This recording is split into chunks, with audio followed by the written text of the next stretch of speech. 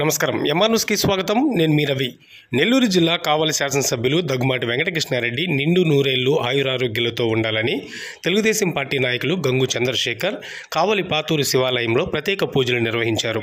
ఈ సందర్భంగా ఆయన చేతిలో కర్పూరం వెలిగించుకొని వైసీపీ వాళ్ళు చేస్తున్న కుళ్ళు కుతంత్రాల నుండి తమ నాయకుడు కవ్య కృష్ణారెడ్డిని కాపాడాలంటూ శివుడికి హారతులు ఇచ్చి ప్రత్యేక పూజలు నిర్వహించారు. కృష్ణారెడ్డి గారు కావలి ప్రజలకు ఎటువంటి ఫలితాలను ఇస్తున్నారు. ఈరోజు 1.5 సంవత్సరంగా వస్తుంది, మనం అందరం చూస్తున్నాం. కానీ ఇటువంటి కుట్రలు రాజకీయాలు నిన్నటి విషయంలో గత 40 ఏళ్ల క్రితం పాలకత్తి కోటయ్య గారిని చంపారు ఎలక్షన్లు. కానీ రాజకీయాలు ప్రత్యర్థులు ఉంటారు, అభ్యర్థులు ఉంటారు, విమర్శించుకోవచ్చు. కానీ ఇటువంటి హాస్యాస్పదం కుళ్ళు రాజకీయాలు చేయటం నిన్న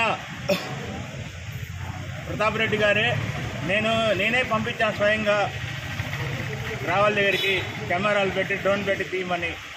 ఎవరిళ్ళలో ఏం జరుగుతుంది మనకెందుకు, మీ ఇంట్లో ఏం జరుగుతుందో మనకు తెలియదు. అట్లా డ్రోన్లు కెమెరాలు పెట్టి చేయాలనుకుంటే 1.5 సంవత్సరం నుంచి ఆయనైనా చేయొచ్చు, కావ్య గారు కూడా. కానీ అవన్నీ వదిలేసి లైట్ తీసేసుకొని కావ్యన్న ప్రజల కోసం, కావలి నియోజకవర్గ ప్రజల కోసం ఏం చేయాలో అని ఆలోచిస్తుంటే ఇటువంటి కుళ్ళు రాజకీయాలు చేసి మనము చాలా తప్పులు చేస్తున్నాము.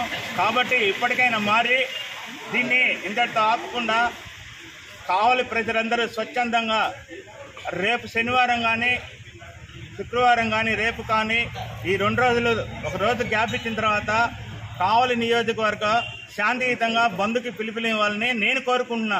అది నా మనసులో మాట. కాబట్టి కావ్య గారి మీద అభిమానంతో, ఆయన మంచి వ్యక్తి కాబట్టి ఎవరైనా అందరూ స్వచ్ఛందంగా బంధుకి వస్తే పిలుపునిస్తే రండి అందరూ. కాబట్టి మళ్ళీ దయచేసి చెప్తున్నాము, ఇటువంటి రాజకీయాలు నేపథ్యం కావాలో వద్దు. అందరూ మనుషులే.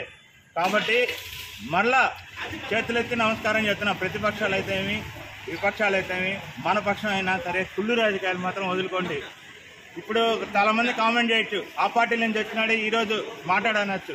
ఆ పార్టీల నుంచి వచ్చినా, ఏ పార్టీల నుంచి వచ్చినా సాటి మనిషికి హాని చేయడం అనేది సాటి మనిషిగా మనం మన అంతరాత్మకి చేసుకొని మనం ఎందుకు అందులో కావ్య కృష్ణారెడ్డి గారి కంటే నాకెందుకంటే ఆయన అభిమానం. నేను కాంగ్రెస్ పార్టీలో ఒక బ్రాహ్మడికి కాంగ్రెస్ పార్టీ ఓడినా గెలిచినా నువ్వు వచ్చి పోటీ చేయని కాంగ్రెస్లో కౌన్సిలర్ టికెట్ ఇచ్చాడు ఆ రోజు.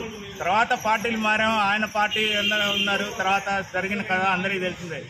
కానీ మళ్ళా కావ్య కృష్ణారెడ్డి గారు నాకు అత్యంత సన్నిహితులు కాబట్టి ఆయన శ్రేయోభిలాషిగా, ఆయనకి ఎటువంటి హాని జరగకుండా ఉండాలని శివాలయం సాక్షిగా, అందరి దేవుళ్ళ సాక్షిగా ప్రార్థిస్తున్నాను. కాబట్టి కుళ్ళు రాజకీయాలు వదిలేయండి.